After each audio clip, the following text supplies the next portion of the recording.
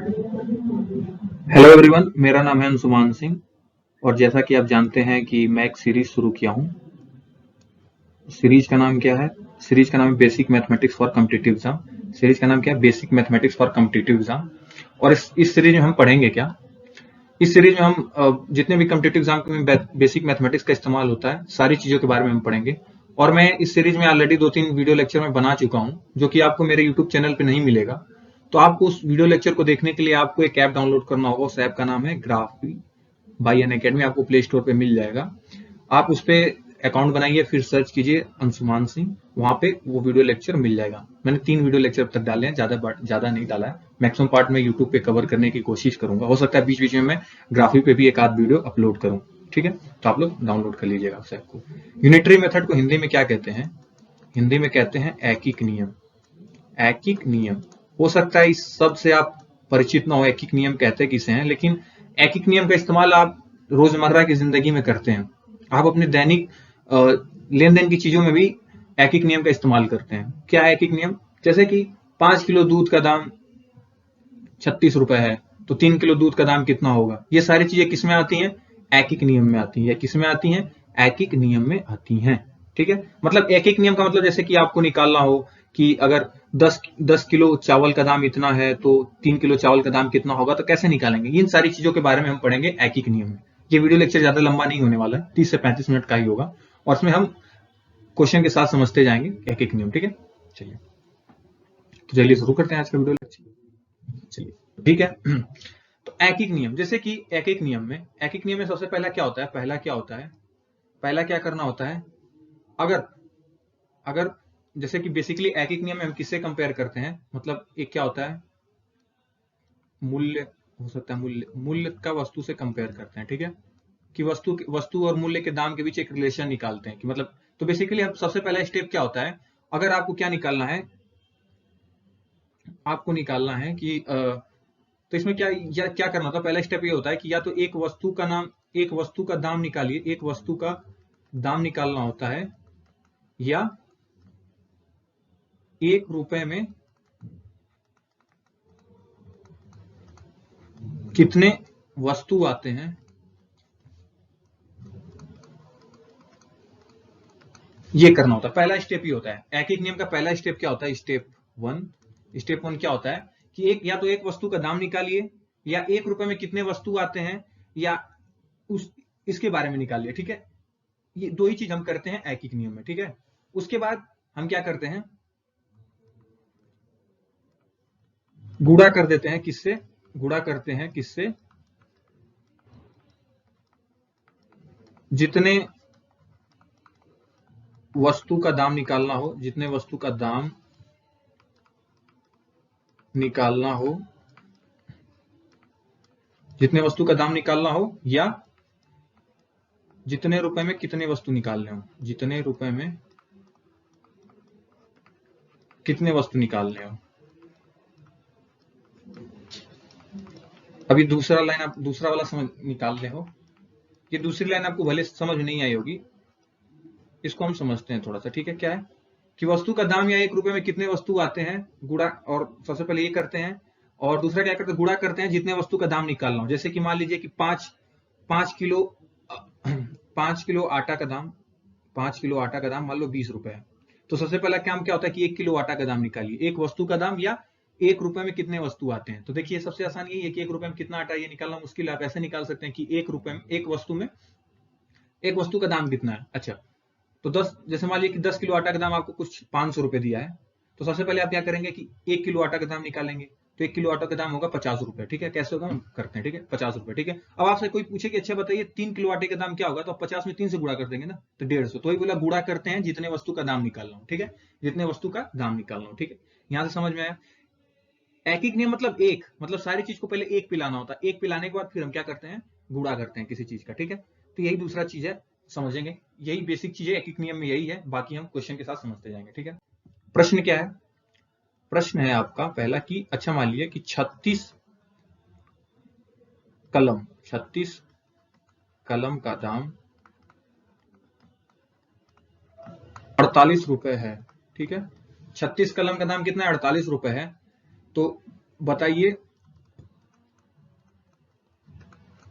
24 कलम का दाम कितना होगा? 24 कलम का दाम। प्रश्न क्या है? प्रश्न बहुत आसान है। 36 कलम का दाम 48 रुपए है। 24 कलम का दाम, देखिए इसमें क्या पूछा है? 24 कलम, ठीक है। 24 कलम का दाम पूछा है, कलम। तो आप क्या सबसे पहले करेंगे कि एक कलम का दाम निकालेंगे। क्या बोला है कि 24 कलम का दाम पूछा है ना, तो सबसे पहले आप एक कलम का दाम निकालेंगे। तो लिखेंगे कि 36 कलम जो है, इसका अगर बदल लिया जाए, इसको क्या लिख दिया? उत्तर। उत्तर लिखते हैं, सॉल्यूशन लिखते हैं, हल लिखेंगे, ठीक है। 36 कलम का दाम कितना है? 36 कलम का दाम है 48 रुपए, ठीक है। एक कलम का दाम कितना होगा? एक कलम का 48/36। क्यों? क्योंकि ये 36 कलम है ना, इधर समझ लो कि गुणा में, इधर क्या है? 36 कलम का मतलब गुणा में, ठीक है। तो एक कलम का दाम कितना हो गया? 36/48। मैंने आपको फ्रैक्शन पढ़ा दिया है, तो अब आपको दिक्कत नहीं होनी चाहिए। तो एक कलम का दाम कितना हुआ? 48/36। सॉरी, ये 36 है, 38 नहीं है, 48/36 है। कितना है? 48/36। अच्छा, तो पहला स्टेप आपने क्या किया? स्टेप 1 आपने क्लियर कर लिया। आपने क्या किया? स्टेप 1 क्लियर कर लिया, ठीक है। अच्छा, स्टेप 1 क्लियर कर लिया। अब आपसे पूछे कि अच्छा बताइए, अब आपसे क्या? 24 कलम का दाम। आपको एक कलम का दाम पता है। जैसे आप दुकान पे जाते हैं कि आपको पता है कि 1 रुपए में 2 टॉफी मिलती है, तो 5 रुपए में कितनी टॉफी मिलेंगे? तो आप क्या करते थे? 5 का 2 से गुणा कर देते थे, 10 हो जाता था। यही होता ना। तो आपको पता था कि जैसे कि आप कह सकते कि एक टॉफी 1 रुपए का मिल रहा है, तो 50 टॉफी कितने रुपए का मिलेगा? तो 50 से गुणा कर देते थे। या आप ऐसे कहते थे कि एक टॉफी 3 रुपए का है, तो 30 टॉफी लेंगे तो कितने? तो आप 30 से गुणा कर देते थे। तो वही करना है यहाँ पे भी। आपको 24 कलम का दाम निकालना है, तो 24 से आप गुणा कर देंगे, ठीक है। अच्छा, 24 से गुणा करेंगे। 24 कलम का दाम, 24 गुणित कलम का दाम किसके बराबर हो जाएगा? 48/36 तो एक कलम का दाम था, और ऊपर 24 से गुणा कर देंगे। एक का दाम 48/36, 24 का दाम निकालना है तो 24 से गुणा कर देंगे, ठीक है। अच्छा, मैंने अब देखिए यहाँ पे थोड़ा सा क्या हो सकता है इसको, जिससे मैंने क्या बोला था, देखिए आपको मैं डिविजिबिलिटी का नियम बताया था, ठीक है। डिविजिबिलिटी, ठीक है। डिविजिबिलिटी का नियम मैंने बताया था उस वीडियो लेक्चर में, जब जिसमें एचसीएफ एलसीएम में पढ़ाया था, उसमें डिविजिबिलिटी का नियम बताया था। तो देखिए यहाँ पे जांचिए कि किससे किससे कट सकता है। सबसे पहले कि 2 से कट रहा है ना, 36 भी कट रहा है, 24 भी कट रहा है, तो इसको काटने की कोशिश कीजिए। ये 12 बार, ये 18 बार, ठीक है। फिर देखिए ये 12 या 18 है, 2 से फिर भी ये 12 भी कट रहा है, तो 2 छके 12, 2 9 18। अब देखिए ये 6 3 से कट रहा है, 9 भी 3 से कटेगा ना। मैंने आपको डिविजिबिलिटी के नियम में सारी चीजें बताई हैं कैसे कट रहा है, ठीक है। 3 से काट ले, 3 दूना 6, 3 3 9। अच्छा, ठीक है। अच्छा, ये देखिए क्या 48 3 से कटेगा? क्योंकि नीचे 3 अगर कट गया तो बढ़िया है। तो देख रहे हैं कि हाँ 48 3 से कट सकता है, क्योंकि 8 4 12, 12 है, 12 3 के पहाड़ा में आता है, इसलिए 3 से कट जाएगा, तो 3 16। अब देखिए ऊपर क्या बचा? 16 गुणित 2 बचा, तो यानी कि 24 कलम का दाम कितना होगा? 32 रुपए। 24 कलम का दाम कितना होगा? 32 रुपए। समझ में आया आपको? यहाँ तक आपको कोई दिक्कत? यहाँ तक आपको कोई दिक्कत होनी भी नहीं चाहिए। यहाँ तक आपको कोई दिक्कत होनी भी नहीं चाहिए। समझ में आया कैसे किया? ठीक है, चलिए कुछ और प्रश्न करते हैं। प्रश्न क्या है? प्रश्न है कि अच्छा 8 किलो चीनी जो है ना, 8 किलो चीनी 108 रुपए में मिलती है। कितने में? 108 रुपए में। 8 किलो चीनी 108 में मिलती है, ठीक है। 8 किलो चीनी 108 रुपए में मिलती है। तो ये बताइए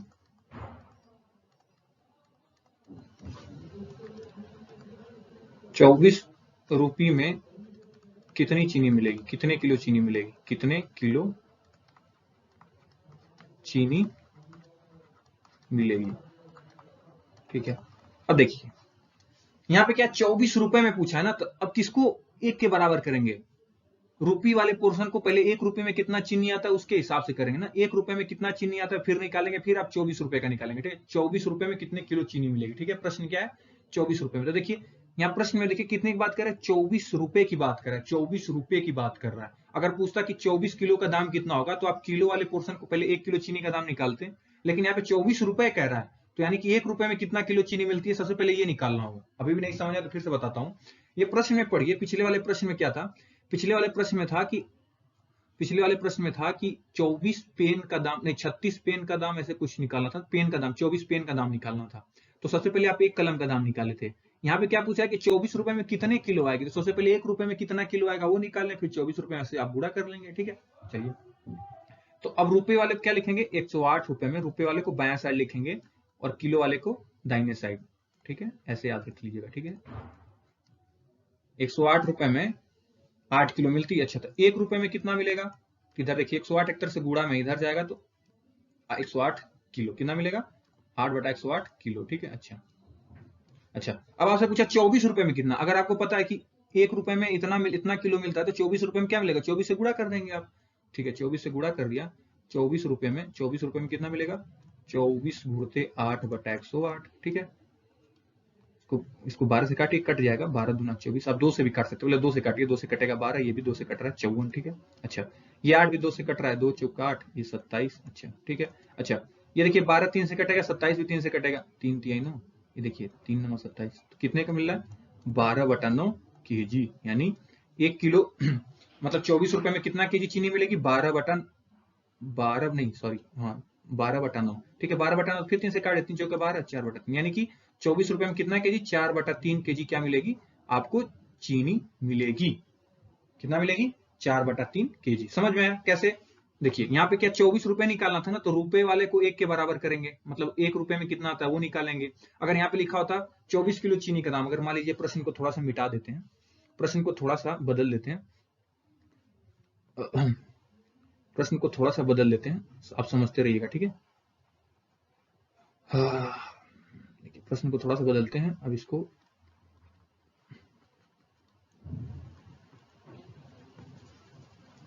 एक मिनट रुक जाइए, थोड़ा सा इसको प्रश्न को थोड़ा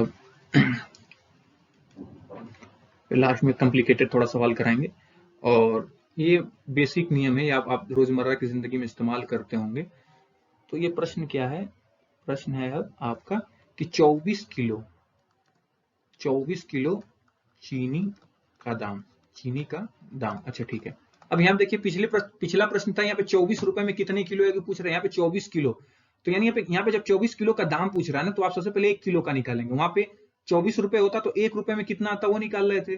अगर यहाँ पे 24 किलो लिख दिया ना, 24 किलो का दाम, तो 1 किलो का दाम निकालेंगे। समझ में आया, प्रश्न से ही समझ जाना चाहिए कि हमें किसको 1 के बराबर पहले करना है। ठीक है, 8 किलो, तो यहाँ सिंपल करेंगे, 8 केजी चीनी कितने मिलती है, 108 में, एक केजी चीनी का दाम कितना होगा, 108/8 रुपीज। ठीक है, अच्छा 24 किलो का क्या होगा, बस करना क्या है, 108/8 में 24 से गुणा कर देना है, 8 तिहाई 24, तो यहाँ से क्या आ जाएगा, 324 रुपए का कितना आएगा, 24 केजी चीनी आएगी। ठीक है, प्रश्न समझ में आया, प्रश्न समझ में आया, कैसे करना है समझ में आ गया। ठीक है, चलिए थोड़ा सा आगे बढ़ते हैं, थोड़ा सा आगे बढ़ते हैं। अच्छा अब फिर एक और प्रश्न करते हैं। प्रश्न क्या है, प्रश्न है, फिर से थोड़ा सा प्रैक्टिस कर लेते हैं कि 5 केजी दूध अगर 72 रुपए में आता है और प्रश्न को ऐसे भी लिख सकते हैं, और आपके पास अगर 24 बार रिपीट हो रहा है ना, 36 लिख देते हैं। अगर आपके पास 36 रुपए हैं तो कितने केजी दूध आएगा। ठीक है, क्या बोला, 5 केजी दूध अगर 72 रुपए में आता है तो 36 रुपए में कितने केजी आएगा, 36 रुपए में कितने केजी। देखिए पूछा किसका, 36 रुपए, यहाँ पे क्या लिखा, 36 रुपए में पूछा ना, तो रुपए वाला किधर लिखेंगे, इधर लिखेंगे, रुपए वाला किधर लिखेंगे, इधर, यानी 72 रुपए में कितना आ रहा है, 5 केजी आ रहा है।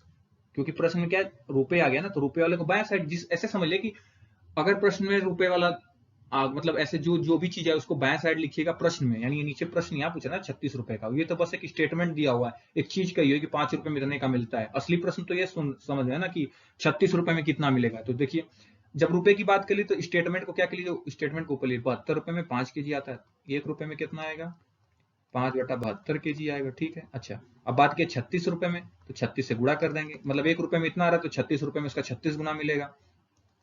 36 रुपए में कितना आएगा, 36 गुणते 5/72, 36 से कम 36, 36 गुना 72। अब इसको काटेंगे तो कटेगा। ठीक है, अब कैसे काटा हूं आप देख लीजिएगा। ठीक है, कितना आएगा, साढ़े मतलब 2.5 केजी, यानी 5/2 क्या होता है, 2.5 होता है, 5 का आधा करेंगे 5 का आधा करेंगे तो क्या 2.5 होता है, तो यानी 2.5 kg आपको क्या मिलेगा, दूध मिलेगा कितने, 36 रुपए में। समझ में आया कैसे मैंने किया? प्रश्न को ऐसे भी लिख सकता है, ठीक है। अच्छा, अब थोड़ा सा मुश्किल सवाल करते हैं। सवाल थोड़ा सा मुश्किल है, ज्यादा नहीं, ठीक है। सुन लीजिए क्या प्रश्न है। 3 पेन अगर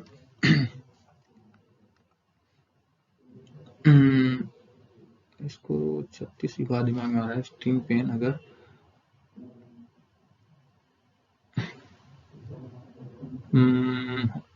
30 रुपए में आती है और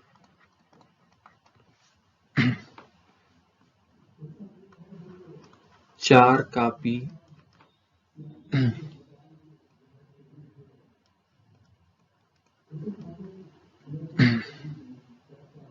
64 रुपए में आती है।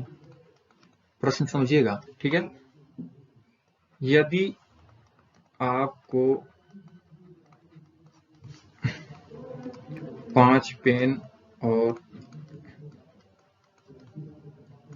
12 कापी चाहिए तो कितने रुपए में खरीदा जा सकता है, ठीक है। अब ये मत करिए कि 0 रुपए में किन लेंगे, क्यों, जाके 2 झापड़ मार देंगे और लेते आएंगे, पुलिस भी पकड़ लेगी आपको, ठीक है। तो ऐसे नहीं करना है। आपको ये प्रश्न करना है, ठीक, प्रश्न करना है। प्रश्न क्या है? 3 पेन अगर 30 रुपए में आती है और 4 कापी 64 रुपए में आती है, यदि आपको 5 पेन और 12 कापी चाहिए तो कितने रुपए में खरीदा जा सकता है, मतलब कितने रुपए आपके लगेंगे, प्रश्न में यही पूछ रहा है। तो सबसे पहले 5 पेन और 12 कापी, अगर आपको एक पेन का दाम पता चल जाए और एक कॉपी का दाम पता चल जाए तो आप पेन का दाम, 5 पेन का दाम अलग निकाल लेंगे, 12 कापी का दाम अलग निकाल लेंगे, फिर दोनों को जोड़ देंगे। तो यही करना है, ठीक है। अच्छा, 3 पेन का दाम अगर 30 रुपए है, 3 पेन का, देखिए प्रश्न में क्या यहाँ पे पेन लिखा हुआ है ना, प्रश्न में क्या लिखा हुआ है, पेन लिखा हुआ है। तो यहाँ अगर मान लीजिए यहाँ उत्तर लिखते हैं, उत्तर में, ठीक है, तो इधर भी क्या लिखेंगे, 3 पेन। 3 पेन कितने में है, 30 रुपए में। अब क्या करेंगे, एक पेन निकालना होता है, एक नियम में, तो सबसे पहले आपको क्या निकालना है, एक पेन का दाम निकालना है, 30/3, जो कि किसके बराबर, 10 रुपए का एक पेन आ रहा है। अच्छा, ठीक है।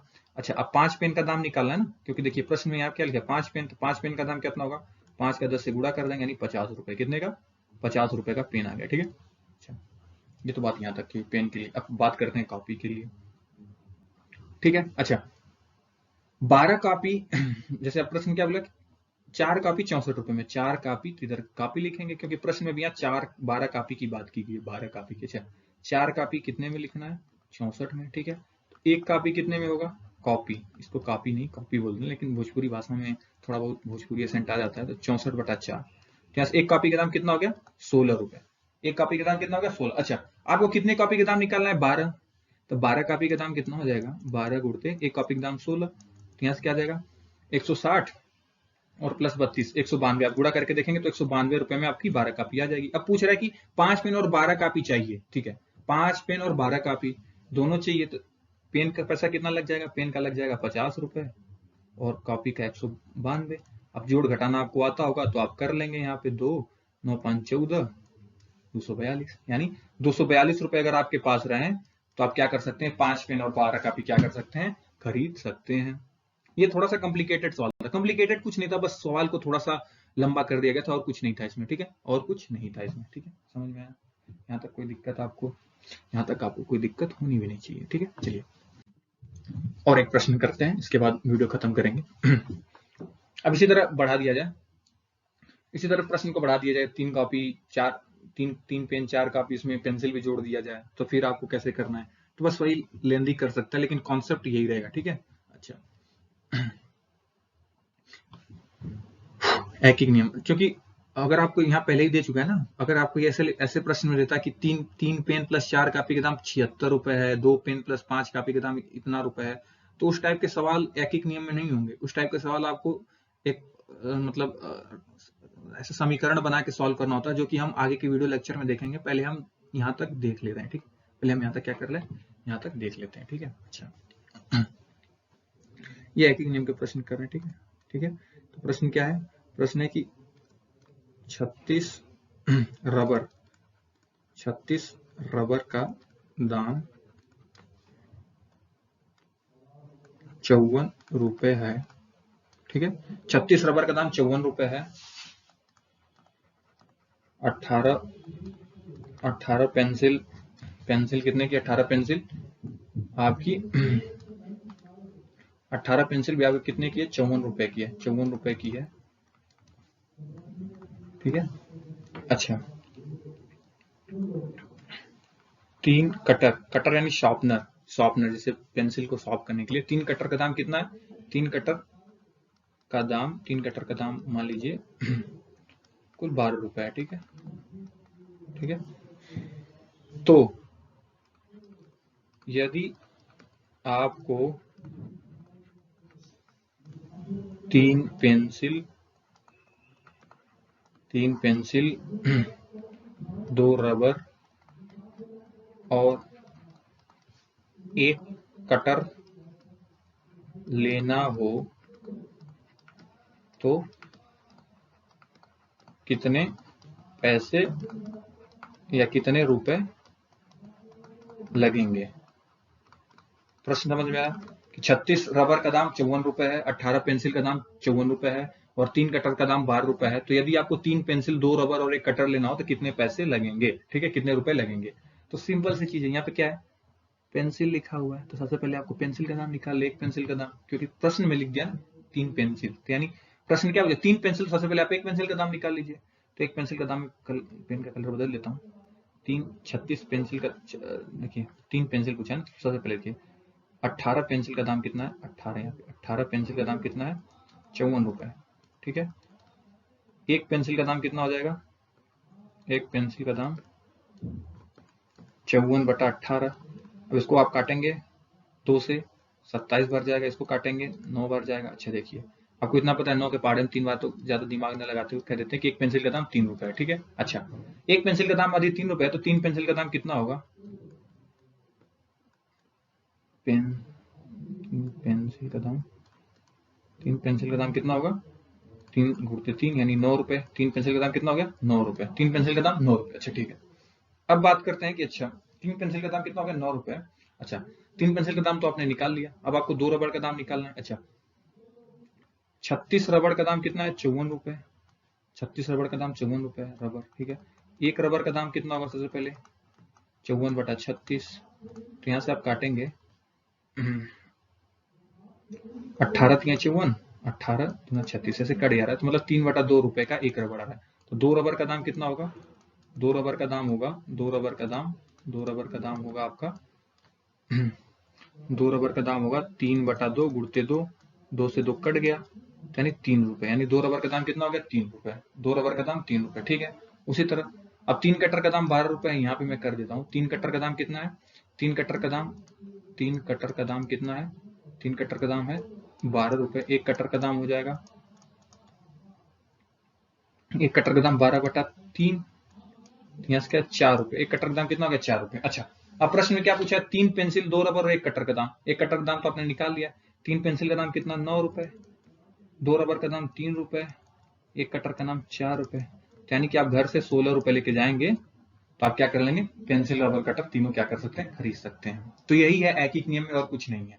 बस यहाँ पे रबर कटर की जगह हो सकता है आपको गेहूं, चावल, आटा, या हो सकता है बाइक, कार, यहाँ बस 36 रुपए की जगह हो सकता है 36 लाख, 36 करोड़, ऐसी सारी चीजें हैं, और कुछ बदलाव नहीं होगा, बस यही सारी चीजें होंगी, ठीक है। तो आपको ध्यान रखना है, ऐकिक नियम बहुत आसान है, ज्यादा कुछ टफ नहीं है, आप अपने रोजमर्रा की जिंदगी में इस्तेमाल करते ही होंगे, लेकिन इसको इस नाम से नहीं जानते कि इसको ऐकिक नियम कहते हैं, ठीक है।